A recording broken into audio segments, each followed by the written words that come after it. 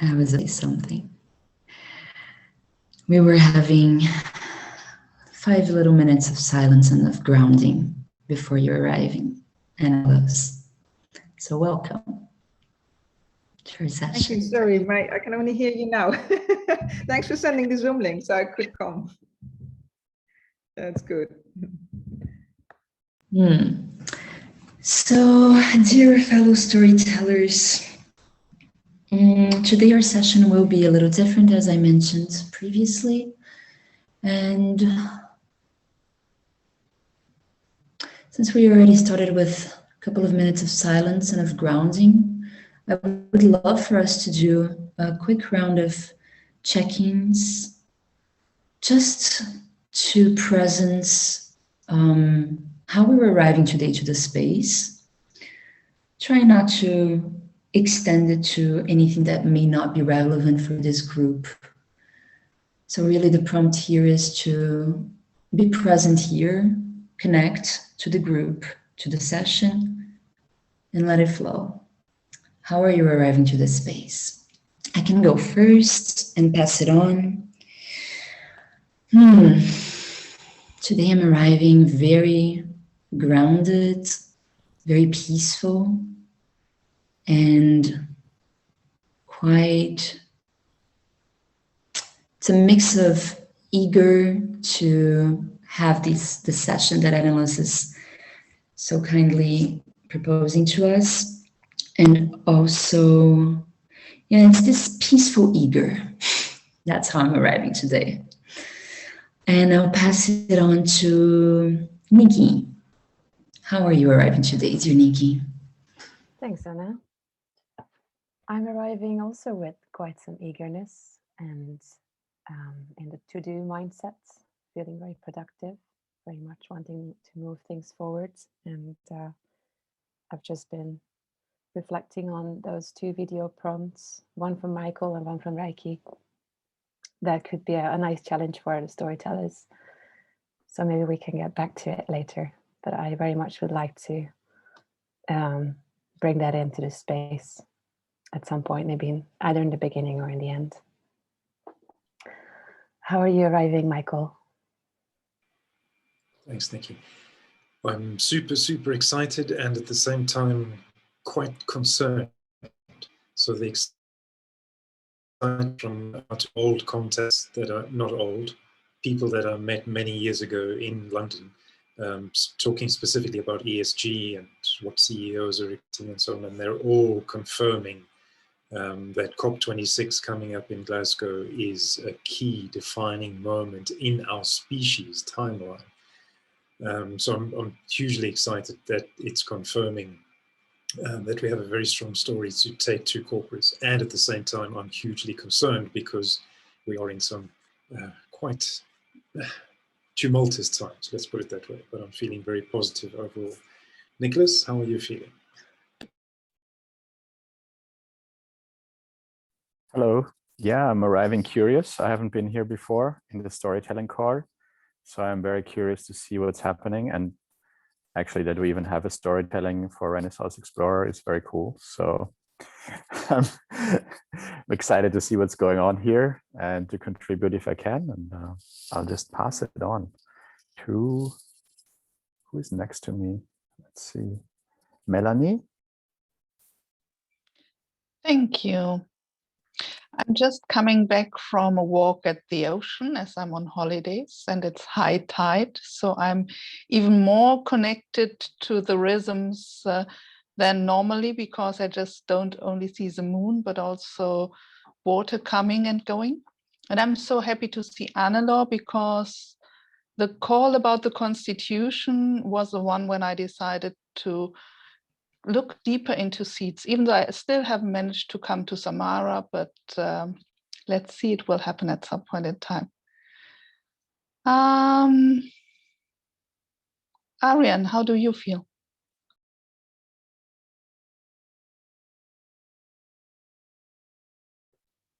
Are you there? Oh, sorry, I had to find the unmute button.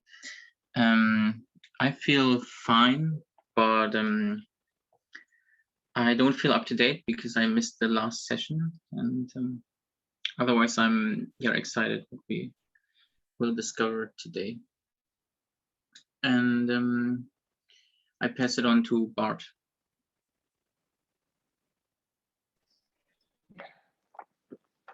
I feel excited for today's call. I really like the Constitution, and I find it very important to make this good connection to the game guide and to what the Renaissance Explorers are doing. So I think I'm really gonna like this call. At the same time, I'm being very calm, but because I have to take rest, I'm infected by COVID, feel a bit sick. Yeah, for that reason, I'm doing only what I really want to do, and for the rest, I'm trying to relax, to recover. So yeah, excited for the call and being calm. And then I will pass it on to Javier. Thank you, Bart. I knew you were gonna pass it to me. That's so weird. Thank you so much. Just I love that kind of feeling when I get things right, just by intuition only. I'm excited to be here. I had been wanting to meet Anneloes for a while since I heard her talking about Teilhard de Chardin once, which is one of my huge favorite human beings and influences in the world, and his noospheric concept. And that's it. I'll pass it on now to Dainara, please. Thank you, Javier. I just woke up, so bom dia to everybody. Good mornings. Feeling grounded, calm, and with an intention to hear and integrate, so to practice more of active audition today, according to my pace. And I pass it to Rachel.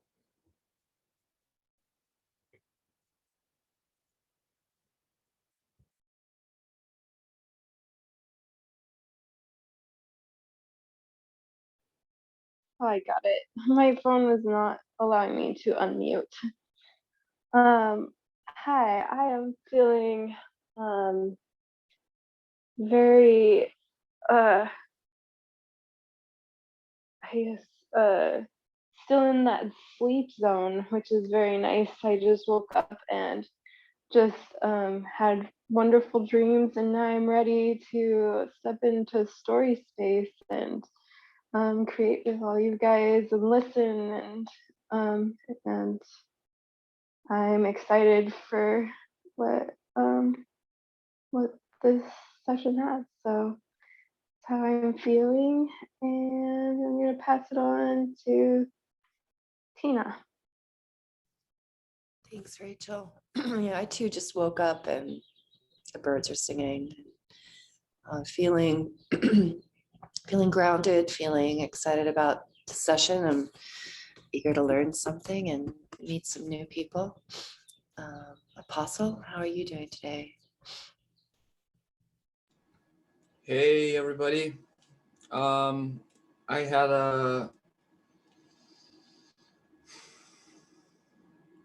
I got 2 buckets full of strawberries and blackberries that are just amazing, like super tasty. And I also had the most amazing lunch right now with tomatoes. Bulgarian tomatoes are especially tasty and sweet, and baked peppers, red peppers, and my favorite bread. So I'm feeling very happy about all this. Yeah, and looking forward to the Constitution presentation right now. I maybe pass it on to Nikki did she went or? I've been already, so I'll Okay. pass it on to who hasn't been. Altin, who just arrived, and then Anneloes. Okay. What are we doing if it's my turn? I'm sorry, I just came. Just a quick check-in as to connecting to the space and how are you arriving here?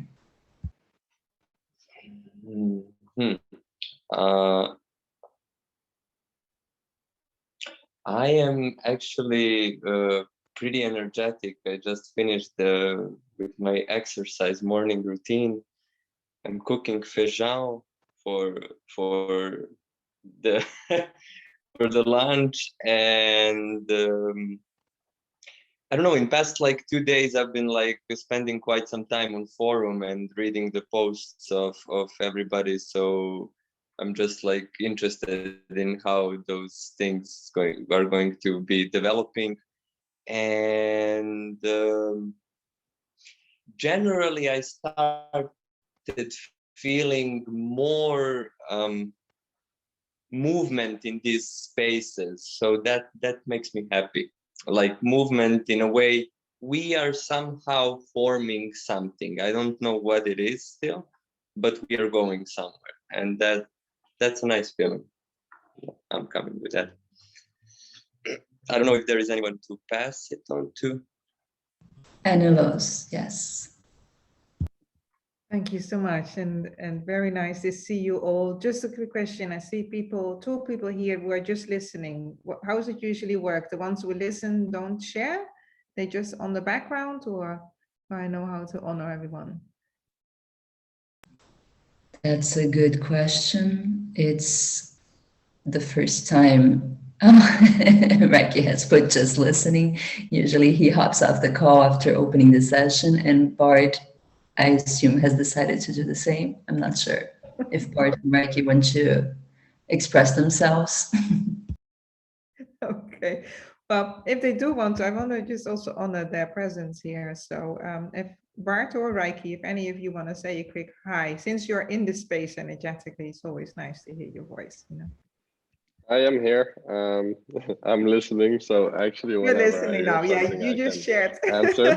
How you feeling and resting, I know, and recovering from COVID. Yeah. Reiki, you want to just listen, or you want to just say a quick hi? Just honoring your presence. You can answer in the chat. Okay, he may not be there. So yeah, I'm looking forward to sharing many things with you all today, and we'll see how we go time-wise. Since this is also a story room, I'll start with some stories. So asking about how am I? I feel like I'm standing on a flying carpet, holding 10 different plates. Not talking maybe in 3 different languages. And taking care of my son whose birthday it is today. So being a mom, an architect, an evolutionary catalyst, a storyteller, and all of that at the same time. Part of that is the flying carpet is because I just published my book with Jane Houston, and we decided to go with storytelling to go independent publishing. Because we really felt that we had a couple of offers in the mainstream publishing world, but it meant severely compromising the content.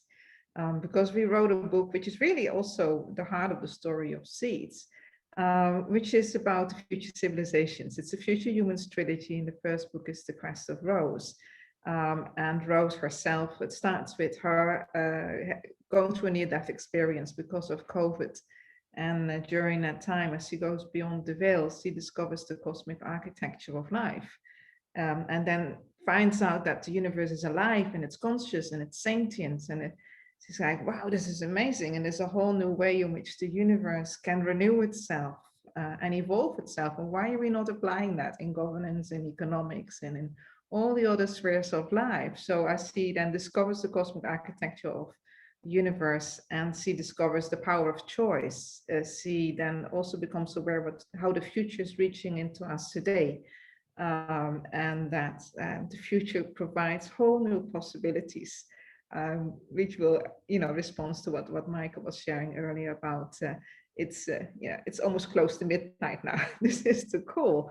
But funny enough, and that's been typical for our whole journey, as I was testing the technology, so here you see, because this is a story about seeds too, as I was testing the technology to get our print proof of the book printed off and sent off, I thought I had pressed a button that just approved the printing of the proof version and sending it off to my dear friend in Houston in the States.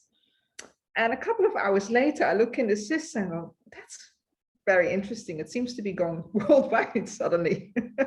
Turns out I had approved the entire publication of the book, and the universe decided it was time. Now, thankfully, the print proof was all beautiful and perfect. So, and suddenly we were in pre-launch. It's just a bit like seeds. And suddenly we are in pre-launch, and the whole thing is taking off. So I'm through this platform of publication.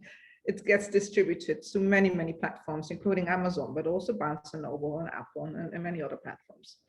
And we can decide to also give it away because we have all the rights ourselves. So I'm checking on Amazon, and before we know it, it hits up into the top 10. And then overnight, it became the #1 hot release bestseller in 4 categories. And then it started to sparkle through into becoming a top 1 bestseller. Just in a couple of days. And why am I sharing this is because this was, for us, it was incredible. Many people in the publishing world said, it's never going to work. You have to go the conventional route. And because we have a hybrid book, there's mythology in it. There are deep transformational practices in it. The whole cosmic compass on which the Constitution is based is in it. There is quantum physics, cosmology, evolutionary biology, all of it is in it, just like what we're doing here. And what the publishers ask, well, you have to make up your mind. Either it's fiction or it's non-fiction, but you have both. We said, no, it's not like that. We have created an allegory with stories and characters that all of us can relate to. And we're in a new time. This is a new paradigm. And we want to be able to bring this baby into the world according to the coding and the purpose that it serves, yeah? But mainstream society said no, because we need to know on which shelf in the bookshop to put it. So, but that's not our problem, you know? So I think this whole story is a beautiful journey, and seeds is also taking off, and people are asking, what are seeds? Who are seeds? Yeah. And we're still all discovering that, but what you can see, there's momentum, there's love, there's care, there's people showing up. And this is really the key. As long as you stay true to the principles, to the values of who you really are, and you don't compromise that. And believe me, for us to bring that book into the world, we had phenomenal challenges along the way. Then suddenly it hits and it becomes a #1, and then everybody, of course, is interested. So now all the interviews and everything is, flowing in, and we're looking how to make a movie of it as well. But it's just, I can't emphasize that enough. Understand, what are we doing here? Don't compromise, stay true to it. And know that in this breakdown time, in this time where it looks like we're close to midnight, that is precisely when whole new possibilities are starting to come into being. And that's where the story of the Quest of Roses, the story about deep metamorphosis, and the 5 future archetypes that are part also of the Haifa structure now are really that story. And this is also, these archetype structures are in the Constitution, but also here in your Renaissance Explorers journeys, because you have the new paradigm storyteller, which is, it feels like that's really what this group is about, as well as pattern weavers. The Monday group is more about, seems, evolutionary catalyst. It's really holding space for the deeper healing and the deeper learning. And on Tuesday, the wholeness coders and the future creatives are really working with code and with design. But when you're looking at now as one organism, so the 5 future archetypes, they are like source code of a larger archetype, and that's the butterfly archetype. And that means that that archetype of metamorphosis is really acting right now in our world, because that archetype starts to activate precisely when the old ways are no longer sustainable. And so what we are learning from the metamorphic process of the butterfly, which is also within the seeds logo, is that how do you transform and build the new while in the breakdown of the old? And that's really essential, because the imaginal codes of the butterfly that are already in the skin of the caterpillar since its birth, they only start to activate when the caterpillar has overeaten itself to death or the point of collapse. And then they have to link up. If they do not link up, then they don't form the imaginal organs. And if the imaginal organs don't link up and collaborate, then we won't be forming the imaginal body out of the butterfly. But the butterfly itself, it has its own unique DNA that is distinctly different from the caterpillar DNA. Just like within all of you, this beautiful future civilization, that coding, that DNA that we are here bringing into being, and that's what we're constitutionalizing, that is already within us. And right now, in this time where compounding impacts and more and more narratives and more stories are around. There was another one published in the Dutch newspapers this week that humanity will go extinct. That's what the leading experts said. They said that that's just the end of that story. Yeah. But very often what happens when we're at the end of the road and the road bends, we don't see what's past the bend. And the choices that we can all make is to see life is a continuous process, and life is incredibly resourceful. So when we are saying regenerative, Renaissance, what are we really saying? There are two key concepts in that. Yeah, Renaissance means rebirth. So the conditions of the rebirth right now is the unsustainability of the past. And there's two ways to look at that. One is that it's human-made, and we've simply created systems that by design are not regenerative. Therefore, by design, we've created collapse. And the second story around that is that we're part of a much, much larger evolutionary cycle. And some would say that it's 25,000 years. And within that shorter period, so we are also within, you could say, a cosmic body of time that, just like the serpent shedding its skin, there's a new body of time that is growing within the old universe body. And that sometimes when the new is starting to form, just like the new of the imaginal cells, the new of the butterfly, when the skin of the serpent, the new body is forming, that still again forms in the old body. And that pushes the old body to the fore. It pushes the old consciousness up into the surface. It pushes it to start shedding and releasing. And so right now we are, all of us, we are alive in a phenomenal time in history where you are part of two skins, two bodies of time. There's a body of time of an old cycle. And in that old cycle, that's thousands and thousands of years of experimentation, of learnings, of lessons that are incredibly valuable. We should not discard that. But there is also a new body of time, a whole new cycle with new archetype structures, with new possibilities, with new future coding, with new future potentials that is emerging, and it's actually accelerating the shedding of the old, the collapse of the old.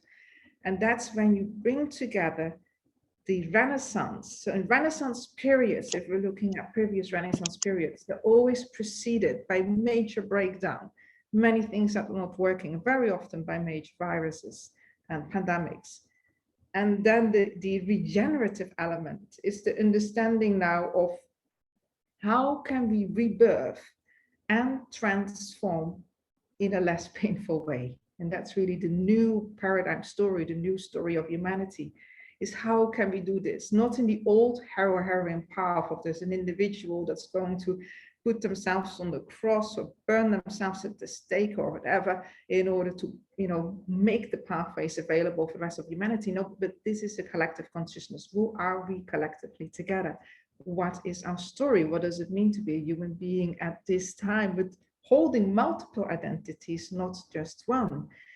And so to be regenerative right now is that to tap so deeply into the power of life itself to recreate itself, to renew itself. And this is where the presence of the future is really important, and that you'll go for, in just a minute, I'll go to the Constitution when you see that. There's a little bit of science behind that that is important to understand. So if we want to understand what is time, what is future. So in physics, we would say that as long as space expands, the flow of time is its fourth dimension, emerges from the expansion of space. Yeah. But we can also look at if future is therefore a flow of time, and future is that within a system that is not yet formed, it's not yet predetermined, it's still to manifest, it's still to come into being. That means that within all of us and with life itself, there are some open spaces to dream into. There are some open spaces where structures can reset, where patterns can be repatterned, where higher option choices can be formed. And from a cosmological perspective, we can therefore say, if we're linking that with quantum physics, that future is information that's in a superposition state of possibility. So it's the information that we are using now to create seeds, to work with Hive as well, for all the work we do, that information at its deeper cosmological level has been here since the Big Bang and before, and will be there after us. That information doesn't expire, it's not time bound. And there are different laws that operate on that. So that information is a holographic information. It's fractal information that informs literally how life comes into being, how consciousness grows and evolves and actualizes itself. And that is precisely the nature of the information that we've lost touch with. So if we are looking at almost all human systems that have been designed, they have been designing information, systems that are decoupled from the deeper implicate orders of reality. And therefore, when we're seeing the effect of those informational feedback loops, they're dualized, they're not whole, they're not unified to the deeper order of reality. So what the seed's constitution seeks to do is to constitutionalize the qualities and the characteristics of the deepest implicate orders of reality itself. And what we're finding out of leading science now is that where for hundreds and hundreds of years they thought that the structure of reality is materiality, and they believe that, oh, we are living in a random universe with separate parts and particles that somehow be brought together by mechanical laws. What we're starting to see now, the fields of evolutionary biology, living system sciences, quantum mechanics, the new physics, there's a story that's emerging, which is similar to what the story of seeds, and that is that we are living in a universe that is whole and unified at all levels and scales of existence. And that's pretty phenomenal when you think about that. Yeah? And that you may have known of David Bohm, the great physicist, when he said, this is an undividable wholeness. It's not a wholeness that, oh, let's put it under the microscope and we're going to just fracture and put it apart and then see how we reassemble it. No, it doesn't work like that. There is simply no separation. You can think yourself separate, but even that thought to think yourself separate is taking place in a field of consciousness. That's giving you the possibility to have that thought. So everything we're doing, everything that we're creating is what's happening in an interconnected field, a living field that we could even say is sentient, is aware of itself and loves to be called in to co-create with us. So if you want to be really a regenerative Renaissance explorer, well, call in the cosmos, because it can't wait to be partnered into creating better systems that work. Yeah, so the universe itself is an incredible consciousness entity, living being, sentient being, and the deeper structures of reality itself as information, as that non-local holographic fractal information. It's within you, it's within the living systems, it's in our story, it's in our discoveries, it's in the thoughts, it's in the questions that we ask, it's in the dreams that we have, it's what we feel in our heart. Yeah? So then you get grounded in an experience of unity that's so profound because that's not a unity whereby you have to, as in the old spiritual story, transcend and be out of your body. No, go in, embody the unity, because your body is an expression of that unity and that wholeness. So we are really literally becoming awake in a whole new story. And this is where I now want to weave in then Teilhard de Chardin, which one of you mentioned earlier. And Teilhard de Chardin indeed features in our story with the Quest of Rose, because Jean Houston, when she was 14 years old until the age of 17, she used to be always going in the Central Park in New York. She would meet every week this man that she called Teilhard, and he called her Genie. And she didn't realize at the time that was Teilhard de Chardin, who asked her, you know, Genie, what does it mean to be the butterfly of you? And that question later came full circle in our book. But Teilhard de Chardin shared is another evolutionary perspective, in addition to the regenerative and the Renaissance, and that's the new sphere. And his understanding was that we are starting to move towards a kind of omega point.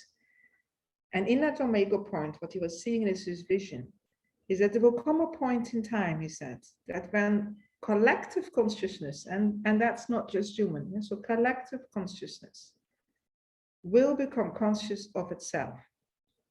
And when it becomes conscious of itself, we will jump a phenomenal step in our evolutionary development. And that moment of becoming conscious of itself, therefore, will be the much, much deeper understanding and in the direct experience of the unity of life. Now, if we're taking that from a design perspective, and I feel that's also what Seeds is doing and what this story and group, imagine now that it's possible to also by design to create the right conditions for collective consciousness to become conscious of itself in the human experience. What that means is that the human experience can become a feedback loop towards the collective consciousness that is starting to cohere, which is usually in a state of a very deep delta wave, very deep unconscious wave. So it's not in a thinking process, it's in a very, very deep state of being, where you may go at night, but you don't, when you wake up in the morning, you don't realize how long you've been in that delta state. But what we can do, human beings, we have the potential to be the bridge between that deep delta state of the collective unconscious, to become conscious in the human experience and to become its feedback loop. And that means, therefore, if we co-create systems based on the principles of consciousness, we co-create and design governance systems, financial systems, economic systems, informational systems, virtual reality, even if you want to, if you create new algorithms, but we co-create with the information of immortality itself, with the information of the non-local orders of reality, with the informations of the holographic unity that we are, then we are creating the circuitries of unity by design, in design, and I see that that is the constitution, that's the living constitution of the future civilizations that in potential are already here. And this is what life right now is making available in a phenomenal way. So I'm part of many, many different conversations. Next week, I have to chair 2 sessions for the Laszlo Institute, the International Symposium for New Paradigm Politics. We're also using the Seeds Constitution as a case study. We're having that conversation there, part of other groups around the world where we're working on an Earth Constitution. So just really want you to feel that what we are exploring here now is starting to emerge around the world. And that's where all of you as beautiful storytellers who you are, if you can really tune into that larger story and let that larger story guide you in your discoveries, in your questions, and then start to weave the connections between the stories, start to see what are the different patterns. then we start to see also that this is about so much more than just a regenerative currency. This is about so much more than creating a different reciprocal economic systems. If you take the Anthropocene as the context, sustainability context, the necessity for change, you take the Renaissance as the period that we are in right now. We happen to be right there. The Renaissance is happening with all skills and levels of existence. You take the regenerative trigger and response as life's response to this tipping point change.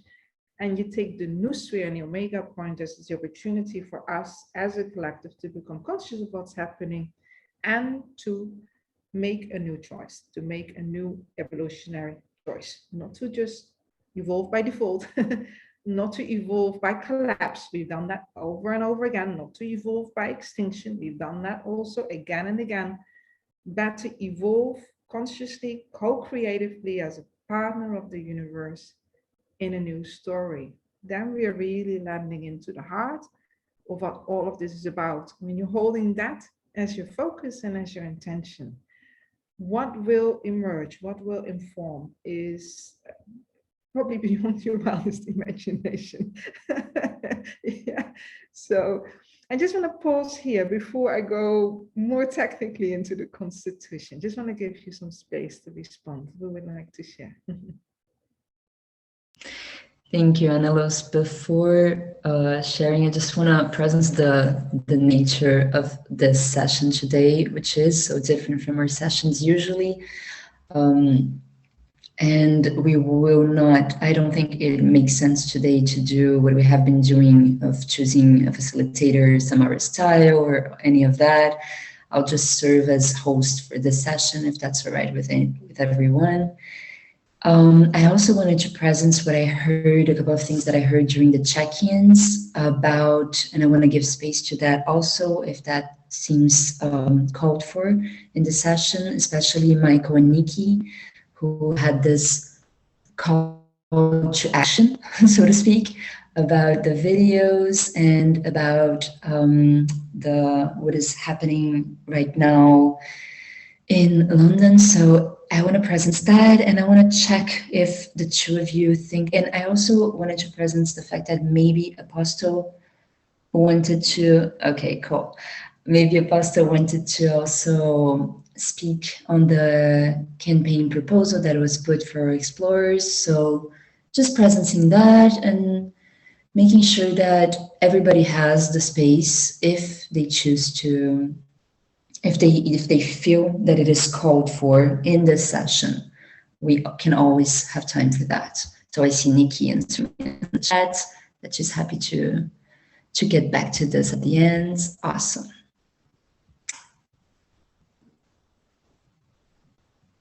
Apostol too. So Michael, if you still feel that it is called for this space.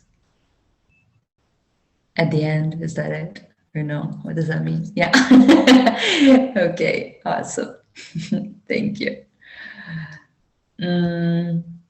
Yeah, and so I'll just start sharing and open up for anyone who wants to share, as Anneloes proposed. I am extremely happy being in this session and hearing all of this.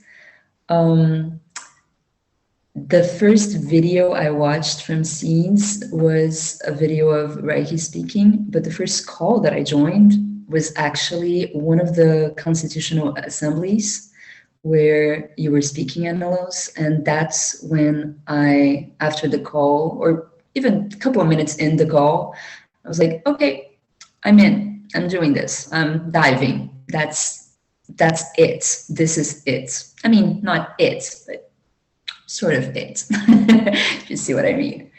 And when the first session that I joined for the Renaissance Explorers, which was still being called Architects back in the day, was the second session. I wasn't at the first. I watched the recording, and you were there, Anneloes. And I remember hearing you speak, and I thought to myself, "Oof, it's cool. I don't even need to be here. It's good. Check. The energy is going to be right. The focus is going to be the right one. Yes. So I'm incredibly happy to be here. Thank you very much.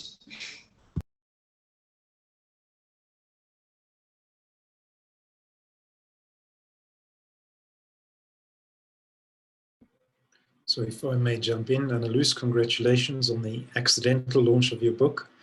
A question specifically from a South African context. So a small group are right now considering being the imaginal cells at a country level. In other words, could South Africa be the first country to break away from what is happening in the world? I won't elaborate on that in this call. But my question is, considering 11 official languages and a number of very different cultures in a country like South Africa, how could we get the essence of your book across to that huge variety of people? I'm not suggesting you have an answer for that immediately, great if you do, but just to plant that seed. The book appears to me, I haven't read it yet, to be very culturally white and northern. How do we address that here in the South? Thank you, Marco. That's a beautiful question. Well, the characters of the book, they are very multicultural. So Rose is part Nordics, he has some African, Dogon grandmother, an Icelandic grandmother, some French, American heritage. Her deepest friend, Sophie, is part Aborigine and part Dutch. So there is, and then she has a good friend, Lee, who is Asian, and a Chinese young man who's really groomed to take over a Chinese Asian business and doesn't want to do that. So this on purpose, all the characters, so we created our own characters, but we created them all with kind of the codes and cultures and identities of so many different people from around the world. And it's written in a very easy, accessible way, hence as a story, because I didn't want this deeper complexity to get lost to people. So people can experience it. And then there are 12 transformative practices, so that in the book, when you just read that practice, you're going into that deeper consciousness state. So just to bring it back for you in South Africa, there is in the practices the consciousness state of the imaginal cell. So by reading it, by entering into being that imaginal cell and the consciousness of your imaginal power, it also transcends culture and at the same time helps you to ground it within your local context. So I would say go and do that as a group. If there are people for who it's difficult to get access to it, I can always send an ebook version. So you know, money is not a barrier, neither is technology. That's the fortune of having access to all the rights myself. So you just reach out to me, then go and read it, talk about it, go through the practices together, but then really start to also, and you know this evolutionary coherence principle very well, because we worked for years on that in a tipping point system. So I think this is really your key, is start to see what's the evolutionary coherence of the 11 different languages, the 11 different identities, and also what is its mutation. There's a curious mutation that is going on. Yeah, and another way to looking at the virus, I know the virus, it's causing a lot of havoc, but is it the virus or our response to the virus? That has really been my question. Yeah, and what I feel, because I went through COVID in the very early ages myself in the Netherlands. And the moment when I realized it's really in my system, I opened my heart very deep to it. And I said, okay, you know, you hold beautiful genetic codes as well. And I noticed that and there's a story about it in the book, when our immune system reacts to the virus, we weaponize it also. And what they found, and this is based on medical research, it has 3 protein spikes, and one of them receptors will lock onto the host cell.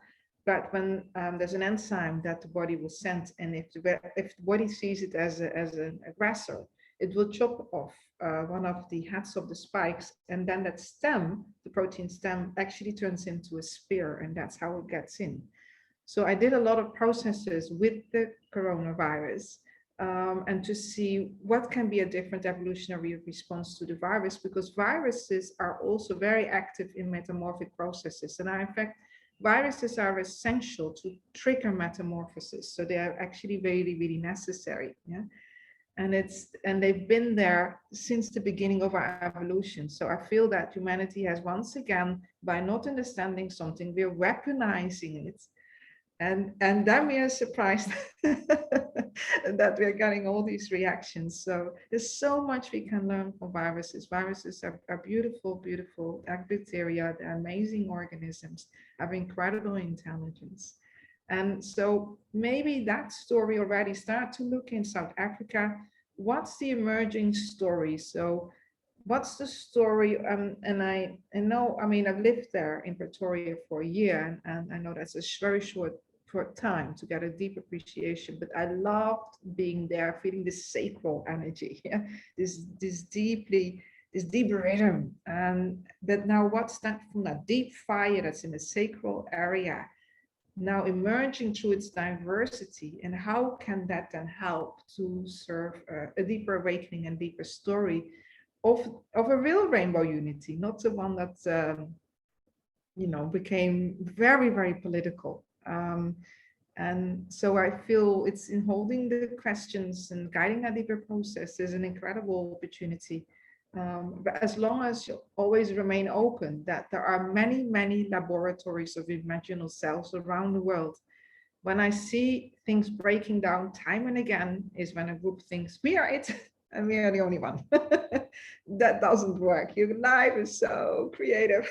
It's not going to put all of its eggs in one basket. So just, you know, just know that there's many, many, many experience and yeah, and keep learning with each other. I hope that answers it a bit. Great. Anyone else before I show you some visuals of the Constitution? Yes, Melanie. I just want to share that the Constitution as such, or the energy of what you all created before I came, is the main reason why I'm staying. So this rhythm, which you have already integrated in that, would be the wish for what the Renaissance Explorer or the other three-letter institutions, which I don't get what they are, and also the storytelling would need to learn. That's why I have also made the time today to be here, because I feel we need to learn from your design. So if within the following part of the presentation, you might help me to understand a bit more how I use design. I'm not coming from the designing world. Perfect. I'll be happy to do that. Shall I then let me go to the little presentation I prepared for all of you. We can have that as a PDF later. And I wonder if it serves as well to have, how many of the people in the Tuesday group are also here? Just the hands up. Yeah. Sorry, what's the question again? The Tuesday Wait, are the coders, right? And Tuesday what? you're working more deeply on design. Just want to understand the composition of this group. Yeah. How many of Tuesday people are also there? Tuesday. Not last Tuesday, but when I have the time. So I'm watching it afterwards. So weaving in and out. Weaving in and out. Michael, you are in all the groups, Monday, Tuesday, and Wednesday, or? Not so much Mondays. I've been trying to make every Tuesday. I think I've missed one so far. Okay, so the reason I'm asking that is because some of those, what I'm going to share with you now, might be a little bit technical, but it might also be really good for people. If there's other people in the Tuesday group who this can benefit, who are not here today, or you could see the video, that might be keeping something in mind, or else to do a follow-up with trying to get everyone from every group in. Let me see. Can you see this? Yes.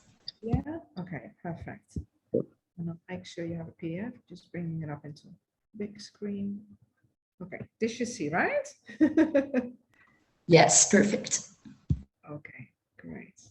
So here also you see in the logo how we have the butterfly and the infinity. And hold that in mind because you're going to see lots of infinities in a moment. This is just a quick overview. We won't go into the specifics, but if you can see that the Constitution has two components. One is a compass and one is the governance. And know that in the game guide, you're working a lot on the governance aspect, but it's important to understand what's the compass foundation for that governance. And that's what constitutions are supposed to do. Constitutions also for nations, they kind of lay out their foundations for how you inform a society or even a civilization to grow, to develop, to evolve, to choose its governance, and also to be able to renew itself. And unfortunately, in Western democratic systems, that has become a little bit rigid because the system in Western democracies, and I'm not sure you have many other better models, but it renews itself by having a new political election.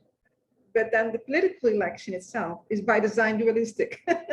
So it renews itself through dualism, which is always means some winners and losers. Somebody wins, somebody loses. So by design, it renews itself through division. Life doesn't do that. The only times when we see that pattern is in cancer systems or illnesses or disease patterns. It's very, very strange how we as a human society have chosen to renew ourselves in ways that are actually patterns of illness. So here you have the compass design. And this is also in the book, in the Future Humans Trilogy.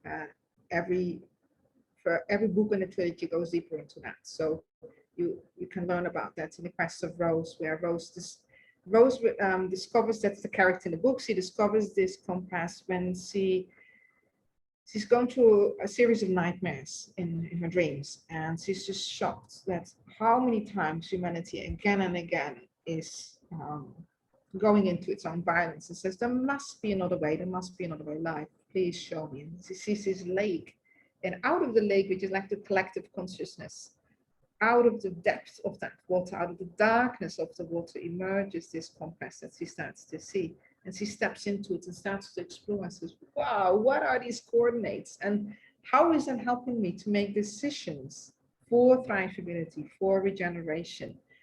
And so the entire Constitution folds back into this compass design, and I'm going to explain to you now exactly what is what. But on a high level overview, it means that what's the vision? The vision that we're working with is towards these thrivable new civilizations. In the Constitution, the first part, we have also outlined what's the purpose, what are the principles, the evolutionary principles that we feel are really important. And we have done the archetypes or the growth model, the growth values, the protocols and commitments. So we're going to go through that now so that you can start to see how that works. Okay, so here you see step by step how this compass is composed. And it starts with a little tiny dot. And that little black dot represents really the cosmic information that we all are, but also the black hole in the center. You know how humanity has been trying to evolve around stars and stars all the time, and now we're discovering there's actually a huge black hole in the galaxy. And the black hole is not the end of life. The black hole is the universe way or womb out of which it starts to integrate the old. And the other side of the black hole is a white hole, white horizon, where life renews itself and comes through again with new information, and it starts to come in. So this little black hole, which seems so insignificant, actually holds the code for everything. It's also our seed potential, our seed as being a seed citizen. And then what you see is that the complex, now the compass starts to reveal more and more and more of the complexity that there is, but that it's often invisible to people. And I will be guiding you through that now, what that means. This beautiful infinity circle, which if you put it on its side, you'll see again the seeds logo, the butterfly pattern is in there as well. That's actually woven. You can't see that here, but it's woven with DNA. So if you zoom in very, very closely, it's the DNA, and the DNA also spirals out, and it also creates the toroidal movement. But also It's how the infinity itself spirals as a spiral of life.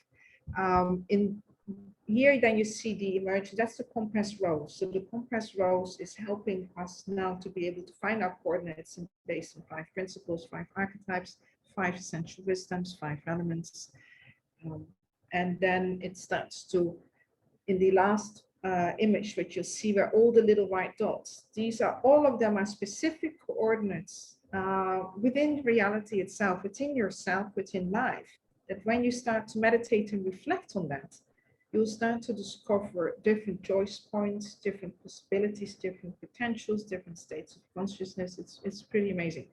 So even just by tuning into that and working with and discovering, you know, what's in that little center coordinate and what does it hold, and asking it to reveal in my own inner compass, inner directions, what coordinate of consciousness for me is, for example, my growth value or my integration points, or knowing how to choose for thriveability. And so all of these coordinates, every single coordinate that you see here on this compass is an article in the Constitution. So that's how whole it is. So the declaration that we came to with input from many, many beautiful people from around the world for a long time, we as the people of seeds adopt this Constitution as our living compass to co-create the evolutionary systems, cultures, and tools for thriving civilizations and the regeneration of our planet. Yeah, and so always go back to that. Let that inspire you when you're working with your regenerative explorers stories and the seed stories. Just really feel what that means for you. And then Article 1, I've taken the essence of that vision. There are 3 more sub-articles that are outlined and give more detail to that vision. But in essence, it's really about humanity as wise and joyful and loving partners. And now you understand when I used the word partners, when I shared with you earlier about the new emerging story, why partners, and what it actually means to be partners with the universe, co-creating a flourishing world together with our earth and the web of life. So we naturally have the elements of interbeing, interconnectedness, interdependence. All of that is in there. And we need to go. Yeah. So here's our purpose. So our purpose begins by the little black dot. And that's really the center of the cosmos, the compass and the cosmos. So what's our purpose then? Is to serve the regenerative renaissance. And now we have much more context what those words mean, regenerative and renaissance, yeah, and this new sphere. By co-creating economic governance and financial systems for regenerative and thriving civilizations, and which is what we currently don't have in the world, because we are creating all kinds of systems for very different purposes, but we, by design, constitutionally declaring for regenerative and thriving civilizations. And then what we've said is that there are 3 fundamental principles of life, that if you're working in design, you're working with architecture, but also with storytelling or with governance and leadership. These are such fundamental principles that you need to understand. Yeah?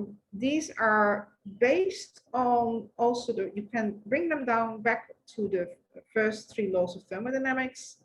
If you reinterpret the laws of thermodynamics as dynamics of information, of informational patterns and coding, then you can also interpret them as laws of infodynamics. But I just wanted to share it with you in a narrative what that means. So this is based, again, on leading research, what's coming out of new paradigm sciences. And when I'm saying new paradigm, I'm not saying new age. I'm really, this is a solid fields of science. And when you summarize and you synthesize it together, this is what we start to understand better about the world in which we live. The first one is really that unity principle, you know, that our universe exists and evolves as a single unified entity, not held together as lots of random parts and particles that held by mechanical laws. It's a single unified entity. It's an undividable wholeness. So we take it one step further than saying, you know, it's actually a single unified being. We are right now, as we are having this conversation, we are within that being, and it is within us. So why is this such an important principle? Because it helps us understand how we form part of that wholeness. So everything that we're doing right now forms part of the wholeness. How do I work with that as an architect and a designer? Is that when I start to design principles or protocols or algorithms or even thought forms that are not coming from wholeness and unity, that I can feel it in my body. There'll be somewhere in my stomach where I go, just doesn't quite sit, you know, or my mind stays busy and it's like that's not it, that's not it, yeah? And I don't get this deep, okay. And so I've learned to listen. My body is my greatest feedback mechanism for design. So I've learned to actually run it through my body, through every organ in my system, and say to my body, to my brain, my eyes, all my sensory organs, my heart, my womb, my knees, my feet, my toe, to really saying to my body, let me know, is this direction evolutionary coherence? Am I coming from wholeness or unity? Or is there something else, you know, where I'm coming from, that I'm myself not in a state of consciousness that is unified and whole, yeah? So this first principle as a designer also means flow back into that wholeness, hold the intention, stepping into wholeness, coming from unity. Unity, wholeness is given. There's nothing you need to do for it. It's already there. Just relax into that. Allow your consciousness to cohere with it, come into the resonance of that, and then ask the questions. Then look to where the focus goes. And know that when it becomes overly complicated, not complex, but complicated, or it just doesn't flow, you're probably not in that first principle. Yeah, so it's just reminding you, come back to wholeness and to unity. And then second principle, really important. Now we know, the universe is a single and unified being. The question next on is, but how does it evolve? How does it grow? How does it develop? How does it evolve? We need to know that as designers and architects.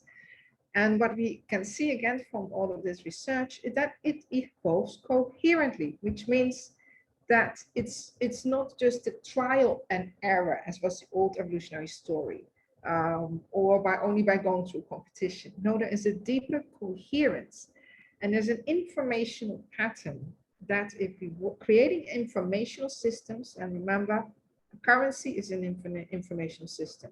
Economics is an informational system. So is education, so is governance, yeah? When you're working with the creation of informational systems, you need to understand these principles of evolutionary complexity, yeah? And what we're seeing is that the universe, it embodies its information in its processes of life. So when the information of its own unity, of its own potentiality becomes part of its processes, and it develops its sensory organs, living systems and sensory organs that can make use of this information, can co-create with that now, then it can remain evolutionary coherent. Information that becomes disembodied, like for example, you're in a complete artificial reality or virtual reality experience, that disconnects you. So for example, you have a fire going outside in your garden, and you're having in your computer, you're sitting in a modulation, and you're experiencing this beautiful tropical ease.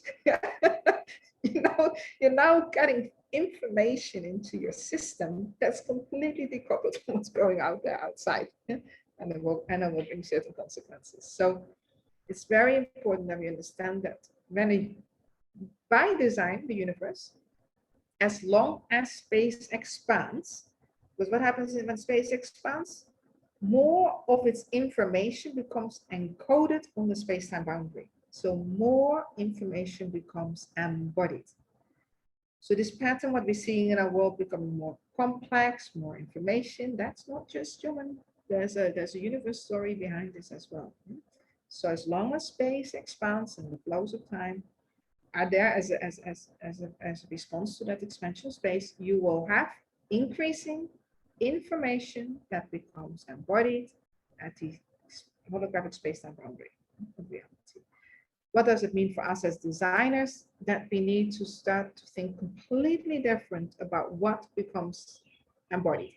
Give you another example, our current economic system does not embody the information of living systems. So if we are looking at the critical planetary boundaries, yeah, the threshold boundaries to understand are we sustainable or not, then that information that is generated by life's ecosystems is not embodied, not included in mainstream economic financial systems. And therefore, the systems that we are created because they're decoupled from living systems, they don't account for it. They also cannot course direct when we cause harm to these systems. And so this is a clear design principle. So this principle helps us to understand then how we work with this wisdom of complexity and not create systems of entropy. So that brings me to the next third evolutionary principle. And that's the question then, okay, we understand now how it exists. It exists as a unified whole being, how it evolves through deepening evolutionary coherence and increasing complexity. But the third question is, how does it get conscious then of itself? Yeah? What's the story of consciousness in all of this? And now we start to see that the universe itself is like the body of consciousness. All of that is taking place in consciousness. That consciousness is not something that just emerges from brains. Yeah? Also, non-brain beings, organisms have consciousness. So what we're saying here is we acknowledge how universe, as an expression now of consciousness, is a continual learning journey of discovery. So discovery and play, storytelling, story making are essential to the journey of consciousness itself. That self-discovery, that's part of how it awakens. And how then do we actualize consciousness? Not just ours, but actualize consciousness. That's the story of Teilhard de Chardin, yeah, of the new sphere. By learning, by experimenting, collaborating, reflecting, and sharing together. And that's why in this principle, this is the culture of seeds. You see, the whole culture of seeds is in here. So seeds now, as its culture, serves towards also the third evolutionary principle, and seeds as a technology serves also to the second evolutionary principle, yeah, and seeds as a civilization, as a community, also serves to the first evolutionary principle, and all three together. And what you may have noticed here is that we had this little dot, and in the next slide we had a spiral, and the next slide we have a circle. So a very simple way to just remember this: first evolutionary principle, black little dot, and code of unity. Second evolutionary principle, life is the law of change. Life, the law of change, change happens as a spiral.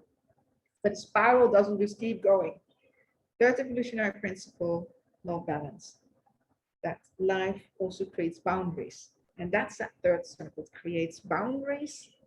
And because of the boundary, that also acts as a womb, that acts as feedback, there can be integration. If something only spirals out, it doesn't come back to itself. If it doesn't come back to itself, it can't become self-aware. It's as simple as that. You cannot become self-aware until you receive yourself. You have to be received by ourselves. So that's Ubuntu in Africa. And that then, now you can start to see out of that emerges then, that's the 5 seeds operating system, the 5 protocols that we have there. These are the codes of the 5 future archetypes. So the first one is the little black dot. The compass rosette emerges out of the other 4. And from that emerges then the second principle, expanding future possibilities. That's coded after the future creative archetype. The third one is coded after the evolutionary catalyst. The fourth one is coded out of the pattern weaving. And the fourth are the storytelling. Now, I don't want to overwhelm you with information, so I'm just going to go a little bit more through this, but not in so much detail that it becomes too much to hold. Just want you to understand that what we're doing here is what we're saying is that there's a trinity in life that's at the foundation of everything. Law of existence, law of change, law of balance, 3 evolutionary principles. But when we start to see how does that complexity come into being, and we're creating very complex designs. Complexity, by the way, in case you don't know, complexity means that there are various levels of interdependence and interconnections in a system. So a simple system has just a few parameters that are connected. A complex system has many of them. Our body is a complex system. The forest is a complex system. Life is a complex system. So complexity means there's many levels of interconnections and interdependence. Seeds is a complex system. can sometimes also be complicated, and we're working on making it simpler, but it's definitely a complex system. So with the pattern of 5, you may have noticed how in life there are 5 elements. There is space, ether, first element. Then there is air, fire, water, earth. And the sequence of 5 elements is a pattern also of manifestation from potentiality into physical manifestation. Archetypes following the same, these 5 archetype patterns follow the same pattern. Potentiality, possibility, realization, birth, actualization. So the 5 steps. What happens in a 5 pattern is that there is always the 5th is the center point. That means that 4 cardinal points in life have a place to integrate back. And when the information of the 4 cardinal points come back in the center, which is the 5th principle, a new wholeness can emerge. What we're seeing in many of our political systems and economic systems that are dualized, it's this or that. They don't come together. So when you're working with uneven numbers, whether it's 3, or it's a 5, or it's a 7, or a 9, or 13, by design, there's always a little space in the center within which the information that starts to reach out, diversify, and expand can now come back into itself, integrate, and that informs the birth of something new. This is a fundamental principle in the patterns of life. It's a fractal pattern that we can see throughout and throughout. That's why by design, we've put it into the seed constitution. To make sure also that the diversity that we're having in our seed constitution and the complexity now remains evolutionary coherent, is transformative. So when you think 5, you think transformation. Yeah? So that's important also when you start to work on pattern recognition. Pattern recognition is incredibly important when you're really working with design, but also with story and with communication. Start to see what's emerging here. What can we become aware of? And then we have in the Constitution also 8 values. We have 4 values that are really for how we expand, how we go out, how we express ourselves, and we have 4 values also for how we receive, how we integrate. So we have exploration, go out there, but we also have reciprocity, with openness, and then we have that deeper integrity, that deeper founding center. We have the courage as well to really stand. But we need trust, right? If we just have courage and we don't have trust, we may go into an unhealthy expression of courage. We have commitment, but we hold it with compassion. Yes, deeper love. So that's where you see on the compass, not in the first concentric circle, but the second concentric circle, you find 8 dots. The 8 dots hold these 8 values. And then the same when you now look at that in the Constitution from this understanding of the compass, and you read the 13 principles, then you can see that the first principle is the little black dot, and then the other 12 principles are the 12 white dots on the compass. And each of them is holding a coordinate, reminding us what's important here. How do we now co-create this thrivable civilization that's regenerative by design? And then on the outer edge, on the last concentric circle, there are 16 coordinates that are 16 commitments and 16 pledge. When you look now again at this design, notice how there are 4 concentric circles and the dot is the 5th. So the coding of the 5 is all the way through from the little dot, 4 white circles, then it becomes 5 again, 5 again, 5 worlds. Yeah, so this is again, it's a universal pattern that we have here for as a code for full actualization. We can use it for ourselves, for whole self actualization. We can also hold it as in terms of your spiritual potential, mental, emotional, energetic, physical. Yes, you can work with it for yourself, but also in terms of inclusive of the whole civilization.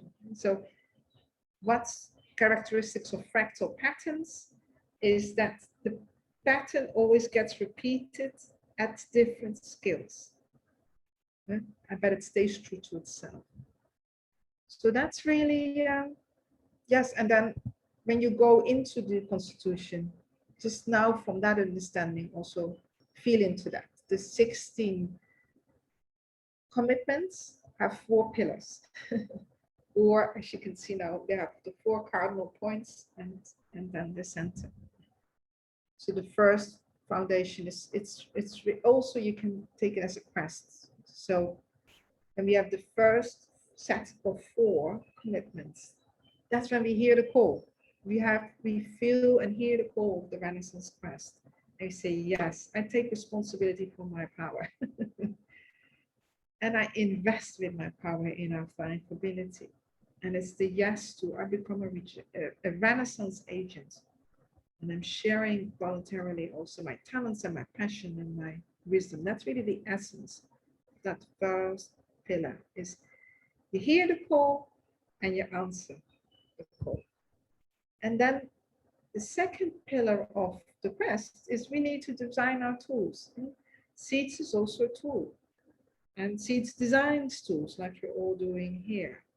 And these are guidelines then that we're saying, how are we going to design those tools and create and share those tools? First of all, by working with our Constitution as our compass. And then we use as the foundation the healthy living systems, which we explored earlier. And we also have a commitment that we understand we need to continuously evolve it and improve it. Yeah? Because what we'll discover today is foundational for what we may tomorrow discover we need to change. But it's continuously, we'll learn. Yeah? And the commitment therefore is that we become this architect of future civilizations. Now you are the tool. There's a difference between I'm designing a tool and understanding, okay, as an architect, I'm a tool also for this larger process. That's your second pillar. And then the third is all about allies and partnerships. On a quest, there are going to be challenges, there are difficulties. And as with any quest, that's when we call in our allies and our partners. The universe, the cosmos, life itself is your greatest partner. So you partner also with our earth for common health and prosperity. And then it's to be a good partner, play compassionately with others. And also remember your future ancestors, ally with your future ancestors. And let's honor those transition moments, our rites of passage, our beautiful celebrations of where we are, of being conscious of what we're learning, what we're growing, what we're letting go of, what we're giving birth to. And then the last one is really the deep commitment to build this new world, understanding that we're doing that while transitioning from the old. So we're not rejecting the old. The caterpillar serves a purpose, otherwise the butterfly wouldn't be there. The old world, that's challenging in many ways, but hey, it's carrying us. It's carrying us, and we are discovering these questions and these intentions and this deeper urging because we're in that right now. So we're thankful for it too. But we do at the same time, we say, look, we're opting out of the systems of harm.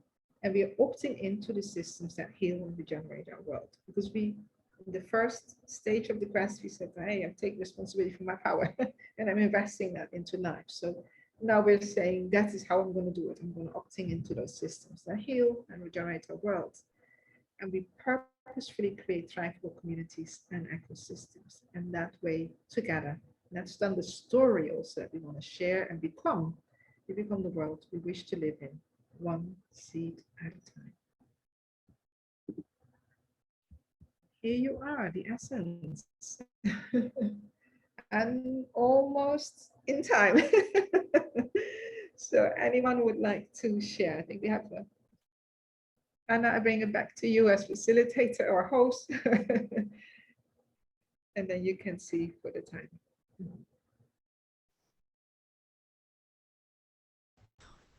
try to just leave the space open. If anyone wants to share, I don't have words for it right now. I'll just take my time feeling.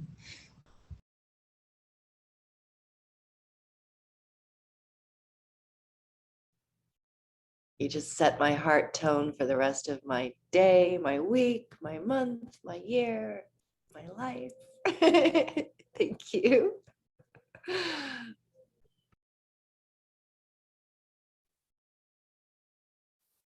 Yeah, thank you. That was amazing. That was such an incredible amount of information. I think I need to process it like for another hour or so and kind of feel into all of this, because that was a lot.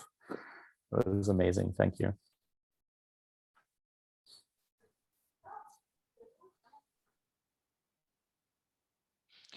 Thank you very much. I feel for myself, there was a lot between the words you were speaking. So the connection between the little dots, and I will now go to the ocean and give it to the water, which is going back, and let's see what comes back in the evening. Thank you. Maybe I'll add, because I don't think Anneloes will add this. What she's just shared is backed by an entire academic PhD thesis. So this is not just a story. The research is there. And getting that thesis approved, if anyone knows about the process, getting peer reviewed is an impossible task, because you've got to get everybody to not challenge the system. And Anneloes went through that process. So the fact that this is all academic, to me, makes it even more astounding. So thank you, Anneloes. Yes, thank you for that, Michael. Adding on that, Anneloes uses a lot of words the corporate world needs to get used to. We just need to do it in a very safe way.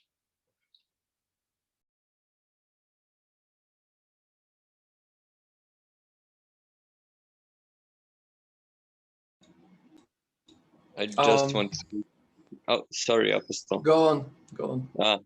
Just thank you, Anneloes. This was so alive, and I didn't even know that this was definitely something I needed, even though zero expected. So, whew, going with what Tina said, like you made it through for my day, month, year. Thanks so much.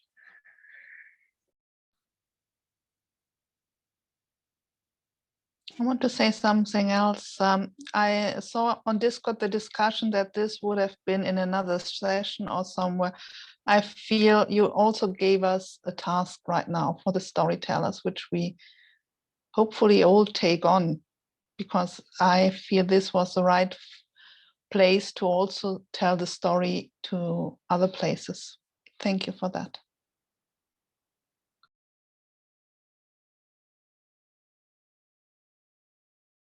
I was listening to all this, and I was on the boundary between, is this real or is this like a very flashy new age thing? Like somewhere around that. And I also like really love the alchemical, mostly like that's mostly what I love about it, the alchemical element of actually like bringing together all these threads, alchemical, in the seeding birth of all this, that all of them are like super inspiring and super energizing, and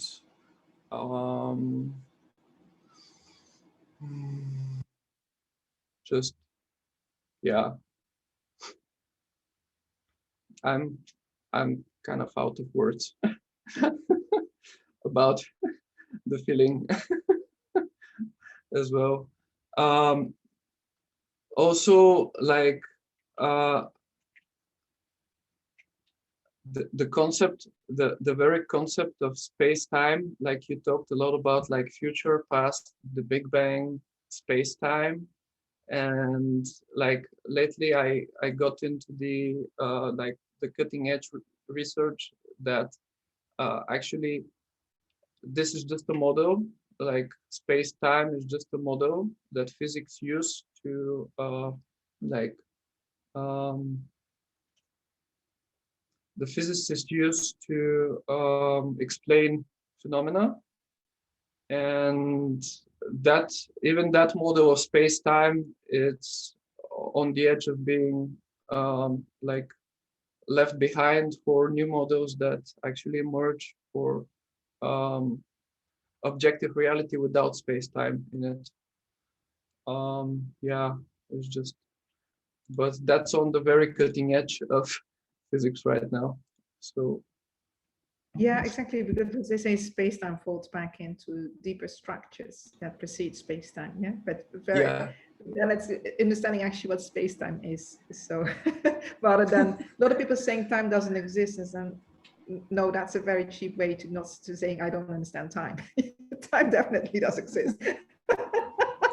It's just you need to understand what it is that we think that we are experiencing. Same as space-time. Space-time is real, but it just mean that the nature of its reality is still informational, folds back into deeper structures that precede it. So it doesn't, that all that it means when they say, leading physicists say space-time is doomed, it means that the universe didn't begin in space-time. There's another story for that. Yeah, there's like a bigger picture there in a way. Exactly. Yeah. That's always been there, by the way, you know, all the wise people, the sages, the mystics have always talked about that. So it's not new, it's just that science is catching up. That's how I see it. Yeah, and like the problem of consciousness, like the hard problem of consciousness, like it's staring us at the face, basically. Exactly, yes, but because maybe we're staring at it the wrong way. So we're just getting our own complexity reflected back. So, yeah, there's a great thing to say for heart intelligence. So it has a way of naturally simplifying a whole lot. Yeah, thank you. Yes. So many questions. I wanted to ask one more thing. That is there like a kind of maybe working group that exists in this Regenaissance universe to help spread and land more what you're doing? Or are there like, I don't know, 2 people, or is it just you? Because yeah, either way, I'd really love to help out and to I don't know, yeah, to work together with you and see if there's something where I can be of assistance, because oh, you've put so much work and effort into this and created something so beautiful. And let's say it this way, I don't want it to just sit there with a few dozen people or 100 people. It's wonderful. No, there isn't a group for it. I just been applying it all into the design wherever I can. But yes, if there is a group around that wants to form, then I'll be delighted. So it can, you know, pass on and continue. So that's beautiful. Love that. All right, perfect. Then I'll just get in touch with you and yeah, let's see what happens. Yes. Great. Beautiful. Anyone else before we? I think we've gone over the time. Thank you all so much. Anna, I bring it back to you. Thank you. We have been, we are over the time, but we've done this before in this space, and I figured that it's more valuable to hear everybody's voices. Obviously, if anyone needs to hop off, please feel free to. But if anyone else feels called to share something that would be incredibly valuable for the group, please unmute yourself and speak.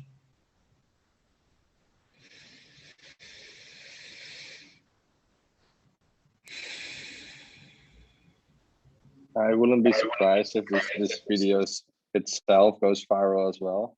I think it was like a beautiful story and very like touching the details that we want to touch in this field. And I'm definitely going to share the things that you said to a few people that I think would really love to hear this as well. So thanks a lot, and it was really valuable to me.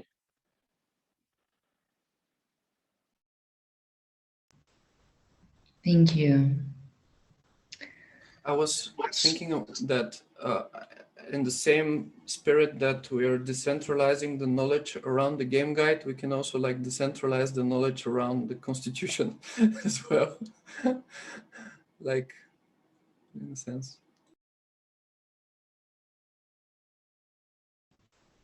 Yes. And the reason why I thought it was absolutely beautiful to have a constitution session by Anneloes is because everything that we are doing in the game guide, either in the inner outer space or the storytelling space, is always calling to be informed by that foundational text that is alive, that is the Constitution. So for me, literally everything that we do regarding the game guide is enmeshed and tied and connected and alive with the Constitution. But also I do love Ellen's proposal to have this working group or exploration group around what you brought here today, Anneloes. And while you were speaking, I was taking thousands of notes because I also think it weaves into the Codex and the exploration group that started getting together last week for creating that Codex, which is very much a living text also. So I think there's some convergence there and some probably also some branching out to other exploration groups around your work and the Constitution. I am very inspired, excited, and feeling very much alive and in complete resonance with this group of people and all the explorers, and immense gratitude to you, Anneloes, for being here. And it was a beautiful coincidence that it couldn't happen during the outer space and it had to happen here. Thank you so much. And just one thing about Codex. See, in the ancient mystical traditions, always codexes were made to make very deep constitutional agreements with the nature of reality. And so you would call codexes would come to people in deep ceremony and deep meditation as understanding what is the unity agreement at a species level. So this is, we're going very deep into what it means to be a steward or a custodian.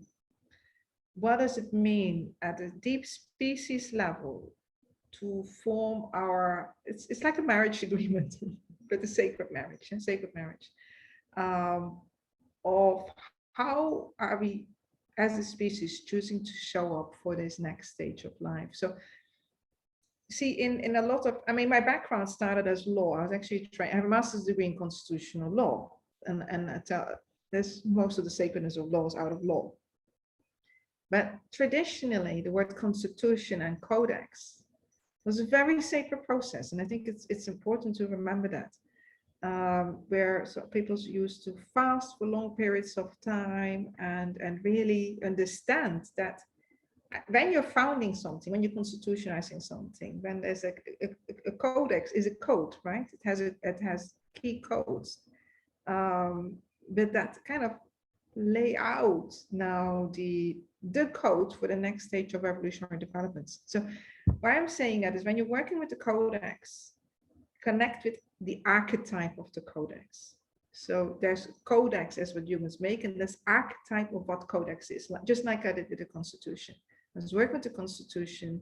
I was always going in a very deep, sacred state of consciousness and always asking for guidance from these future civilizations and asking them to help me understand what needs to change, what shouldn't be changed. But you're not making just like a normal text. You know, it's not like, well, I don't like this word and let's just know.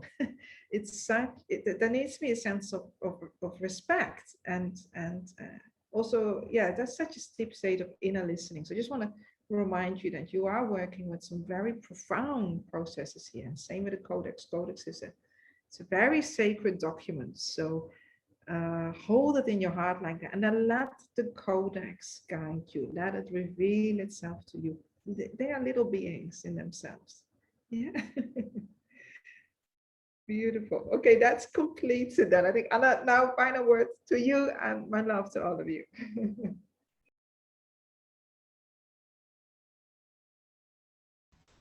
Thank you. Thank you so much. I will send you a message, Anneloes, after this, but I would love to invite you to the next Codex session on Friday. I hope you can join us. Thank you all. Thank you for being here. Thank you for holding this beautiful, energetic field, all of you. Either you're conscious of it or not, you have been. We all have been doing it here. Thank you for your presence. And yeah, we're in this beautiful adventure, journey, exploration together. And I am incredibly honored to be here with all of you and to be hosting some parts of it with all of us. Thank you very, very much.